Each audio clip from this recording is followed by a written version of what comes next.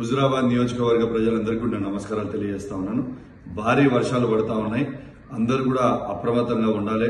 నేను ఇప్పుడే ఆర్డీఓ గారితో, హుజురాబాద్ మున్సిపల్ కమిషనర్ గారితో, జమ్మికుంట మున్సిపల్ కమిషనర్ గారితో, వీణవంక ఎంఆర్ఓ గారితో, ఇల్లంతకుంట ఎంఆర్ఓ గారితో, జమ్మికుంట ఎంఆర్ఓ గారితో, హుజురాబాద్ ఎంఆర్ఓ గారితో, కమలాపూర్ ఎంఆర్ఓ గారితో అందరితో కూడా మాట్లాడడం జరిగింది. దయచేసి ప్రజలందరూ కూడా అప్రమత్తంగా ఉండాలి. ఎవరు కూడా బయటికి రావద్దు. అవసరమైతే మాత్రమే బయటికి రండి. మీకేమైనా ఇబ్బంది ఉంటే కూడా తప్పకుండా నా దృష్టికి తీసుకురండి. దయచేసి జమ్మిగుంటలో ఉన్న హౌసింగ్ బోర్డు కాలనీ మాత్రం అప్రమత్తంగా ఉండండి. మున్సిపల్ కమిషనర్ గారికి కూడా చెప్పినాను.